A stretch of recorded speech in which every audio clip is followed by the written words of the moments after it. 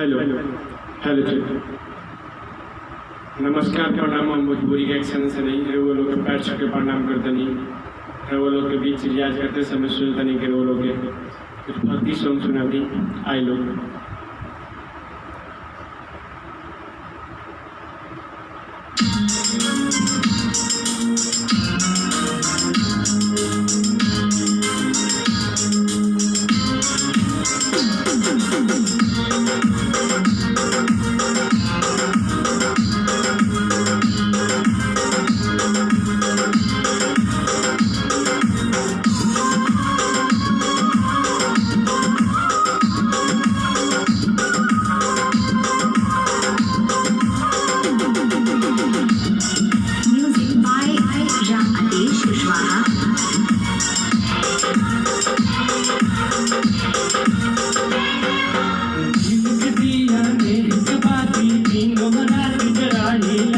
में भी छलबाइया कहिए से बोलाइला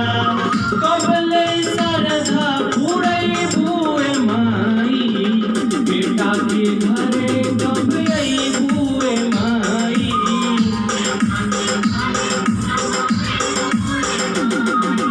दिल दिया ने बाती दिनों रात जराइला असरा में भी छलबाइया कहिए से बोलाइला कबले सरधा पूरे बुए माई बेटा के घरे कबले बुए माई। Music by Ramadesh Kushwaha.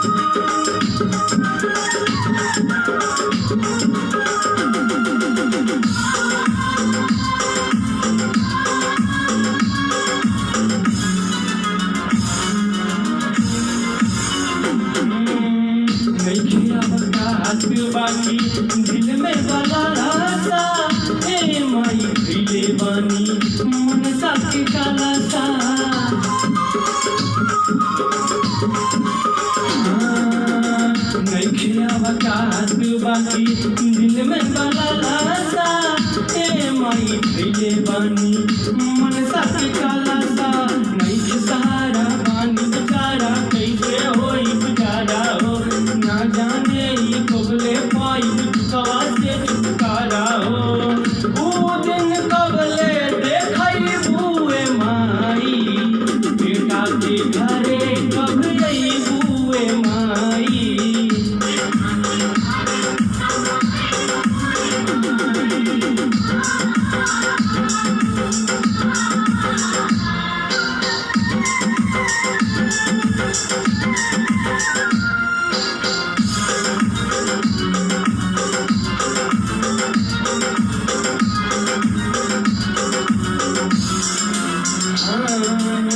जाने में का कहीं गलतिया रूपवानी हरी खाती छछन ले अखिया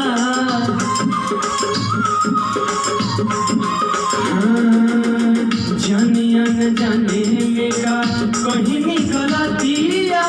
रूपवानी हरी खाती छछन ले अखिया करुणा के सागर तू हो मोदा के भंडारो ये सब के अर्जी माई सुनाए को बारो दुखवा के साया कब हटाई बुए माई बेटा के घरे कब आई बुए माई।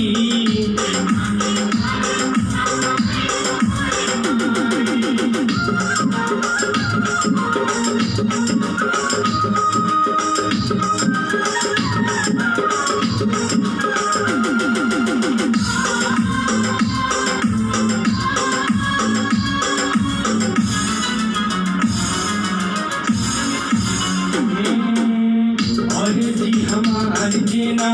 सुनबो मतारी तब हम रोवे जाइब के घर दुआरी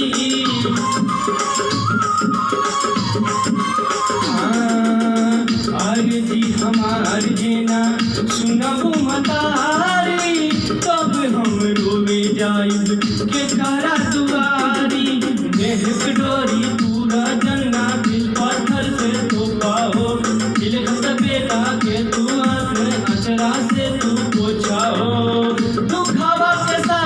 कब हटाई बुए माई, बेटा के घरे कब आई बुए माई।